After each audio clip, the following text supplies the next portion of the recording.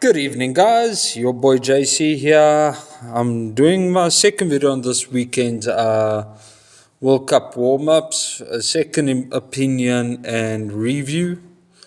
The second big game, Ireland 29, England 10. Quite a, I won't say the most entertaining match of them all. I expected more from Ireland, especially considering the England lineup that they had, and that they played quite a bit of the game against 14 men. Okay, and also the England's performance didn't even warrant them a 10-pointer. But nonetheless, look, I'm not going to write England off. Ireland weren't really convincing. I do believe though that they have more up their sleeve. They weren't showing much on the field. Rather, they want to avoid injuries. Okay. And another thing, England's second red card in a matter of 2 weeks. Yeah. The World Cup is going to be, the sighting commission at the World Cup is going to be very busy. If England carry on with this, but nonetheless, yeah. The game got going as early as the 4th minute. Ireland penalised for not rolling away. George Ford slotted the penalty and England took an early 3-0 lead. Okay. In the Ireland struck back as quick as 4 minutes later. In the 8th minute, Bundee Aki scored a try. But at this point, I have to say that England's defence looked mighty, very, very, very tired or pedestrian. It was awful. There was a soft try. Okay. Then the game was literally boring for 30 minutes. Then Ringrose scored a try for decent backline play, of which was missed. And yeah, suddenly Ireland are to a 12-3 lead. Right. Now, I even had to take notes on the first half. England were awful. Both teams need to improve. And it's a trend that I see here. England do not have a plan B. England do not have a plan B. I'm trying to see if England, I'm still stuck here thinking, did England actually improve since Borthwick took over? Or are they just stagnant or one-dimensional? Or did they regress? For me, this England team is not anywhere near what they were when Eddie Jones coached them. Then again, the same can be said about Wales.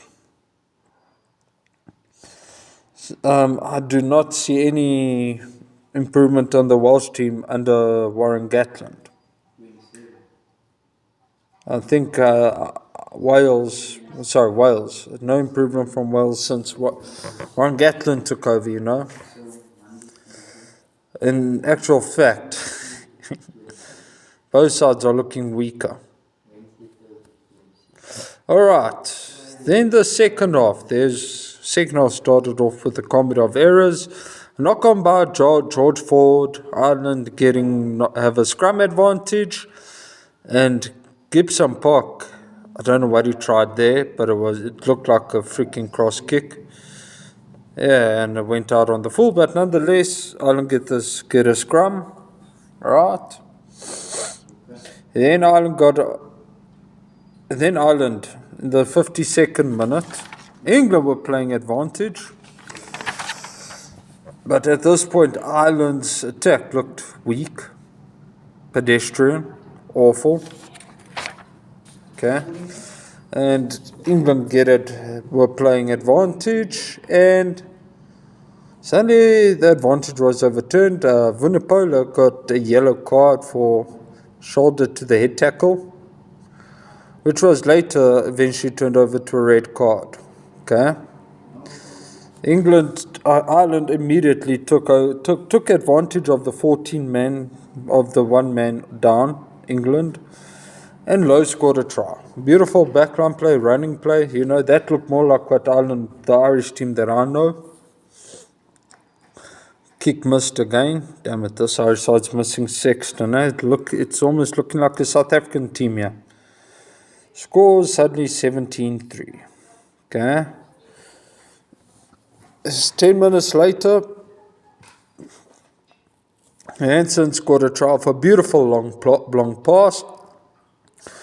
Again, conversion missed. Scored 22-3. Okay. At this point, the game was over for England. England did not look like they were going to fight their way back into the match. Although he had a 71st minute consolation try from Carl Sinclair. The try was converted by George Ford. England is down 22-10. Okay? Yeah. And then a minute later, Earls scores a try for another beautiful long pass. This one was converted. Final score 29-10. Okay? Thoughts on the match? Scores flattering Ireland. And then again, England. Yeah. This was look, Ireland weren't playing their best. And England didn't look strong at all. England looked utterly awful, as was the trend for the season, for the year. Yeah. What I say here is, look, Ireland are number one team in the world for a reason. They found a way to win. I mean, they have won 30 on their last 12 games. Okay? But their performance would not top the pool, in my opinion. Okay? And the same with the England performance. England, England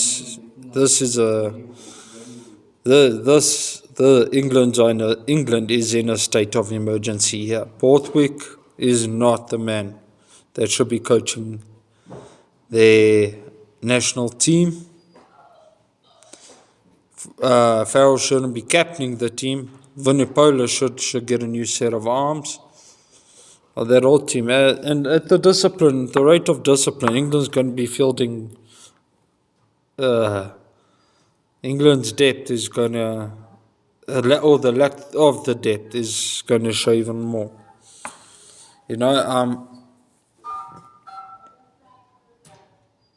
Discipline's a thing.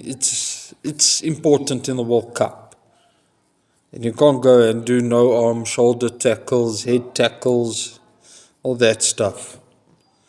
So yeah, my opinion, what this game says to me. Look, I'm only going to say what I read into England here. You guys have 3 weeks to get a lot of work done, boys. And I don't like a weak English team. I don't like England at all. I enjoy beating them, but I enjoy beating a strong England team more than a weak England team. Let me know your thoughts in the comment section. Please subscribe to my YouTube channel and like the video if you enjoyed it. Thank you very much. Ciao.